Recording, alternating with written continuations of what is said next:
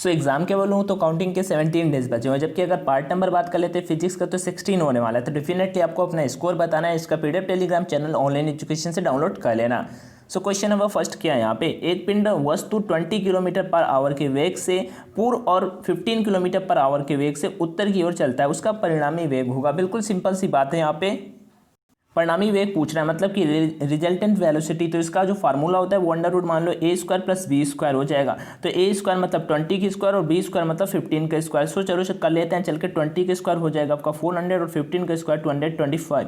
तो 400 225 ऐड कर देंगे, देन 625 आ जाएगा जो आपका 25 का स्क्वायर होता है। सो राइट आंसर आपका 25 kilometre per hour means option number यहाँ पर डी। नेक्स्ट क्वेश्चन की ओर बढ़ते हैं। Question number second, number of base unit, base SI unit. So कितनी होती हैं, टोटल 7 होती हैं, जिसमें से आपको पता भी होनी चाहिए कि कौन कौन सी होती हैं। सो मास होता है, लेंथ, टाइम और क्या बोला जाता है temperature, amount of substance, electric current and luminous intensity, ये 7 आपकी होती हैं। नेक्स्ट क्वेश्चन की ओर बढ़ते हैं। क्वेश्चन नंबर थर्ड, तेजी से करना है अपने को एग्जाम पे, आपको स्कोर जरूर बताना है कि आपका स्कोर कितना रहा। अगला है यहाँ पे, निम्न में कौन प्रतिबल के आयाम विमीय सूत्र के बराबर है, मीन्स प्रतिबल की डायमेंशन किसके इक्वल होती है। सिंपल सी बात बता दो, प्रेशर की इक्वल होती है। किसकी इक्वल होती है, प्रेशर की इक्वल होती है। अब प्रेशर की डायमेंशन क्या होती है नहीं पता तो पी बराबर एफ अपान ए आपका फार्मूला होता है। एफ मतलब कितना हो, फोर्स, फोर्स का डायमेंशन पता होना चाहिए, MLT-2 होता है, और वो भी नहीं पता तो M × A से जाके निकाल दो। नीचे एरिया था तो L² आ जाएगा, ये ऊपर जाएगा तो कितना हो जाएगा ML-1, ML-1 और T-2, ये आपका फोर्स का होता है, मतलब कि प्रेशर का डायमेंशन होता है। अगर ये प्रेशर का होता है तो आपका प्रतिबल का भी यही हो जाएगा।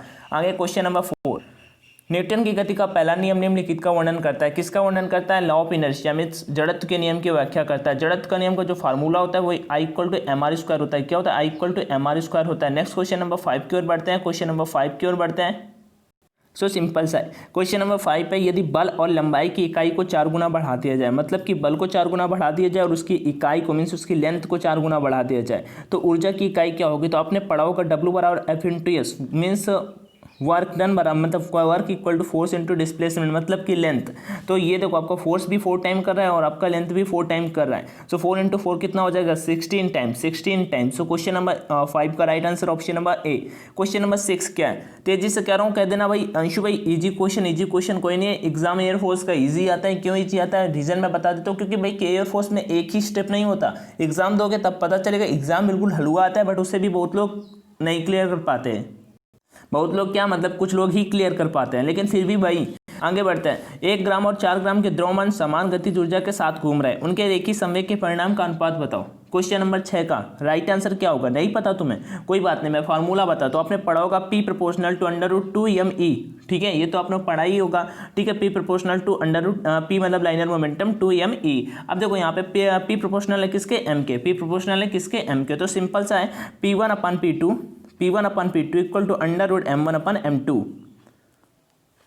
Okay, P1 P2 linear momentum है और M1 M2 के यहाँ पे मान दिए हुए हैं, जाके इन्हें पुट कर देना है। तो M1 की जगह पे 1/4 रखोगे, यहाँ पे अंडर रूट के भीतर बाहर आ जाएगा तो 1/2। तो रेशियो में आ रहा है तो ऑप्शन नंबर यहाँ पे सी राइट हो जाएगा, 1:2। नेक्स्ट क्वेश्चन नंबर 7, किसी भी व्यास के द्रव्यमान m और रेडियस r के एक पतले वृत्ताकार डिस्क का जड़त्वाघूर्ण होता है mr²/2, mr²/4।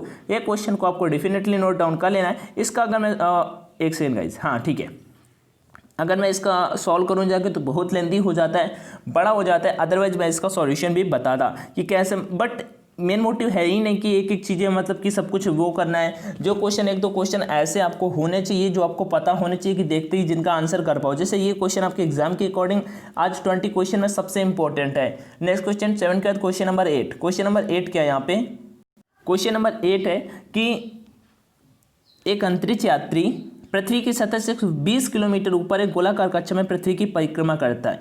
वह एक चम्मच अंतरिक्ष जहाज से बाहर फेंकता या गिराता है। चम्मच पृथ्वी पर लंबवत रूप से नीचे गिरेगा, चांद की ओर बढ़ जाएगा, स्पेसशिप अंतरिक्ष जहाज के साथ आगे बढ़ेगा। बिल्कुल सही बात है, वो जो will move along with ship space, मतलब कि इस क्वेश्चन का क्या था, क्वेश्चन पढ़ लेता हूँ। एक अंतरिक्ष यात्री पृथ्वी की सतह से 120 किलोमीटर, पहला नंबर तो ऊपर था ना, आगे एक गोलाकार कक्षा में पृथ्वी की परिक्रमा करता है। वह एक चम्मच अंतरिक्ष जहाज से बाहर फेंकता है या गिराता है। चम्मच, तो चम्मच जो होगा वो उसी स्पेसशिप के साथ में आगे बढ़ने लगेगा। सो इस क्वेश्चन का राइट आंसर आपका option number C. Question number 9, एक अंतरिक्ष यात्री के लिए एक अंतरिक्ष चांद से आकाश दिखाई देता है, ब्लैक दिखाई देता है, बहुत बार पूछा ये क्वेश्चन। एयरफोर्स वाई ग्रुप पे भी आ जाता है, एयरफोर्स एक्स पे आता है, नेवी एमआर पे भी आया है, नेवी एसएसआर पे भी ये क्वेश्चन आया हुआ है। ईजी है लेकिन इतना ईजी भी नहीं। क्वेश्चन नंबर 9 के बाद क्वेश्चन नंबर 10, साबुन कपड़े साफ करने में मदद करता है क्योंकि साबुन से रसायन बदल जाते हैं या गोल के प्रस्थ तनाव को बढ़ाता है। भाई प्रस्थ तनाव को बढ़ाता नहीं घटाता है, प्रस्थ तनाव के बढ़ाओ मतलब कि प्रस्थ तनाव के बढ़ाता नहीं घटाता। तो सिंपल से देख लेते हैं, घोल के पृष्ठ तनाव को कम करता है। राइट आंसर आपका ऑप्शन नंबर डी होगा। फिर से क्वेश्चन पढ़ लेता हूं चल के कि साबुन कपड़े साफ करने में मदद करता है क्योंकि यह घोल के पृष्ठ तनाव को कम करता है। सो राइट आंसर इस क्वेश्चन का ऑप्शन नंबर डी था। नेक्स्ट क्वेश्चन नंबर 11, आदर्श गैस और वास्तविक गैस में मुख्य अंतर होता है। जो आपकी आइडियल गैस होती है एंड रियल गैस होती है तो उसमें डिफरेंस क्या होता है? फेज ट्रांजिशन का। किसका डिफरेंस होता है? फेज ट्रांजिशन का, मीन्स प्रवस्था संक्रमण का। क्वेश्चन नंबर 12 की ओर बढ़ते हैं। क्वेश्चन नंबर 12 क्या है? एक समतापी प्रक्रिया में एक आदर्श गैस का आयतन आधा हो जाता है, निम्न में से सही है। सो देखो सिंपल सा है, एक समतापी प्रक्रिया में एक आदर्श गैस का आयतन आधा हो जाता है, निम्न में से सही है। सिस्टम निकाय की आंतरिक ऊर्जा कम हो जाती है, गैस द्वारा किया गया कार्य सकारात्मक है, गैस द्वारा किया गया कार्य ऋणात्मक है और सिस्टम निकाय की आंतरिक ऊर्जा बढ़ जाती है। इस क्वेश्चन का राइट आंसर मैं अगर बताऊं तो आपको ऑप्शन नंबर सी होगा कि गैस द्वारा किया गया कार्य ऋणात्मक है।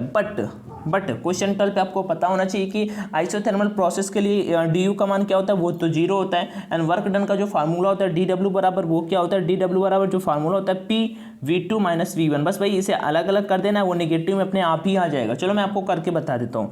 V2 अगर आप निकालोगे तो भाई क्या आ जाएगा? V1/2 और V/2, लेकिन यहाँ पे केवल DW निकालना था तो DW निकालोगे तो DW बराबर माइनस का PV/2। अतः आपको जो वर्क डन किया जा रहा है वो निगेटिव जा रहा है, अतः मतलब कि गैस द्वारा किया गया कार्य जो होगा वो निगेटिव होगा। सो नेक्स्ट क्वेश्चन की ओर बढ़ते हैं। क्वेश्चन नंबर 13, एक साधारण पेंडुलम लोलक की समयावधि घटती ऐसा कुछ होगा। यहाँ पे क्या भरना है? जब इसे चंद्रमा की सतह पर दोलन किया जाता है, कुछ नहीं, इजी सा क्वेश्चन आपको पता होगा कि as the surface of a moon जी, मतलब आपका फार्मूला टी बराबर √2π√L/g आपने पढ़ा ही होगा, ठीक है, मतलब कि टी प्रोपोर्शनल टू 1/g के। ओके, कोई दिक्कत नहीं ना। तो यहाँ पे जब इसे चंद्रमा की सतह पर दोलन किया जाता है तो यहाँ पे क्या आएगा? क्वेश्चन नंबर 13 पे तो देखो जैसे जैसे जी का मान घटेगा ये ऊपर बढ़ेगा, ये घटेगा ये बढ़ेगा, सिंपल सा लॉजिक होता है। सो क्वेश्चन 13 पे आपको बताता हूँ, as the surface of moon g decreases, ठीक है, मून पे जी का मान कम होगा तो सिंपल है कि आपका जो टाइम पीरियड है वो सिंपल सा है कि बढ़ेगा। सो राइट आंसर इस क्वेश्चन का option number A. Next question 14 की ओर बढ़ते हैं। 14 जाने से पहले आपको कुछ बता देता हूँ चल के, देन बैक यहाँ पे आते हैं। काउंटिंग की बोलूँ तो अभी 16 to 17 डेज बचे हुए हैं भाई। ऑनलाइन 130-140 रुपये खर्च करके आप पहले से ही जान पाओगे कि आपका पेपर पैटर्न कैसा होगा, आपका क्वेश्चंस कैसे आ रहे हैं, कैसे आ सकते हैं आपके एग्जाम पे, या आपको वहाँ पे देखने को मिल जाएगा कि 1 लाख में आप कितनी रैंक पे आ सकते हो, या फिर आप निगेटिव मार्किंग में पेपर लगा सकते हो, आप टाइम देख के बगल में पेपर लगा सकते हो, मार्क फॉर रिव्यू होगा, मतलब कि जैसा सेम टू सेम पेपर पे होता है। और यहाँ पे रिजल्ट आप खुद देखोगे और वहाँ पे क्या होता है, वहाँ एयरफोर्स रिजल्ट डिक्लेयर करता है। बस इतना ही मतलब डिफरेंस है। ये कितने रुपीज़ में? 140 रुपये में परीक्षा ऐप पे जाओ, ऑनलाइन टेस्ट लगाओ, कितने 100 मतलब कि ऑफलाइन से बेटर हो जाओगे। ऑफलाइन वाले 120-130 रुपये में टेस्ट मिलते हैं, जबकि इस टेस्ट का प्राइस 140 रुपये परीक्षा ऐप के थ्रू रखा गया है, ठीक है। तो परफेक्ट है, अभी बाई कर लो। और मैं अभी आपके लिए कुछ जल्दी लेके आने वाला हूँ फ्री ऑफ कॉस्ट, तो टेंशन ना लो।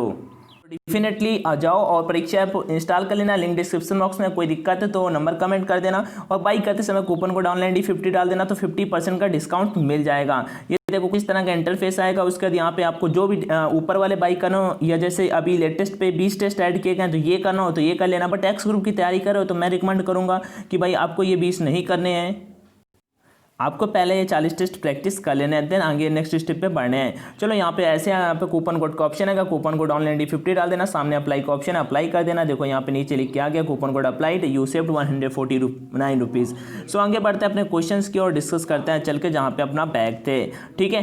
तो जरूर लगाओ टेस्ट ऑनलाइन टेस्ट लगाने के फायदे बहुत सारे हैं। क्वेश्चन नंबर 14 पे पूछा है कि वी मतलब कि किसी तरंग की आवृत्ति n और तरंग दैर्घ्य लैम्डा और वेग संचरण v डैश के बीच संबंध है, ठीक है। सो सिंपल से इस क्वेश्चन का क्या आंसर हो जाएगा? ये तो फार्मूला बेस पे है तो n बराबर v/λ हो जाएगा, n बराबर v/λ हो जाएगा। नेक्स्ट क्वेश्चन बढ़ता है क्वेश्चन नंबर 15 की ओर। तांबे और एल्यूमिनियम के दो समान कंडक्टर सुचालक एक समान विद्युत क्षेत्रों में रखे जाते हैं। एल्यूमिनियम में प्रेरित आवेश का परिणाम होगा। क्वेश्चन नंबर 15, इसका राइट आंसर आपका ऑप्शन नंबर सी हो जाएगा, equal to that in copper, तांबे के बराबर। ठीक है, आपको पता होगा कि magnitude of induct charge in the aluminium will be the same as that of copper. So definitely इस क्वेश्चन का ऑप्शन नंबर यहाँ पे सी हो जाएगा। नेक्स्ट क्वेश्चन की ओर बढ़ते हैं। क्वेश्चन नंबर 16 है क्या, ये क्वेश्चन का आंसर आपको बताना है। यहाँ पे डिफिकल्ट ना है, बट अगर आपने गिव अप कर दिया तो कोई दिक्कत नहीं, आपको नहीं आएगा, एक नंबर ही कटेगा और कुछ ज़्यादा नहीं होगा। ठीक है, क्या है, एक ही पदार्थ के दो तारों की लंबाई क्रमशः L और 2L है, क्रॉस अनुभागीय क्षेत्र 4A और A उनके प्रतिरोधों का अनुपात होगा। वैसे तो देखते ही आंसर कर सकते हो, दो लॉजिक से किया जा सकता है, एक लॉजिकली और एक रूल के बेस पे, कॉन्सेप्ट से। तो आपको जो बेटर लगे आप डेफिनेटली बताना इसका आंसर 16 का क्या होगा। नेक्स्ट 17, यदि एक तांबे की राड मतलब छड़ प्रत्यक्ष विद्युत धारा का वहन करती है तो धारा के साथ जुड़ा चुंबकीय क्षेत्र होगा केवल राड मतलब राड के अंदर, राड के बाहर, राड के अंदर और बाहर दोनों, या फिर ना तो अंदर और ना ही बाहर। क्वेश्चन 17 का राइट आंसर आपका ऑप्शन नंबर सी होगा। क्या होता है, मैग्नेटिक फील्ड जो होता है lies inside as well as outside the shield current carrying conductor, मतलब कि ना तो मतलब राड के अंदर और बाहर दोनों जगह। सो इस क्वेश्चन का right answer option number C. Next question number 18, प्रेरकत्व की विमा क्या होगी। प्रेरकत्व का अच्छा यूनिट पूछा है, तो देखो वैसे तो एक हेनरी होता है, बट यहाँ तो वो है नहीं, तो मैं सिंपल से बता दूं E बराबर LdI/dt होता है। ठीक है, जहाँ पे यल आपका प्रेरकत्व होता है, तो यल बराबर आपका जो आएगा वो क्या आ जाएगा, L बराबर आपका आ जाएगा वोल्ट E और dt वोल्ट, और t मतलब कि सेकंड, वोल्ट सेकंड पर एम्पियर, वोल्ट सेकंड di मतलब एम्पियर, तो वोल्ट सेकंड पर एम्पियर मतलब कि option number C. Question number 19 की ओर बढ़ते हैं। जब आपतित फोटान की तरंग दैर्घ्य कम हो जाती है, सो सिंपल सा यहाँ पे देखो, आपको पता है जब आपतित तरंग दैर्घ्य फोटान की वी और एन लैम्डा आपने पढ़ा होगा ना, वही क्वेश्चन है। ठीक है, अभी जस्ट पीछे जो पढ़ के आया, तो सिंपल सा है कि इलेक्ट्रॉनों का वेग बढ़ जाता है, जो उनका वेलोसिटी होता है इलेक्ट्रॉन्स का वो वेग बढ़ जाता है कि velocity of emitted photo electron increases, मतलब क्वेश्चन 19 का ऑप्शन नंबर बी।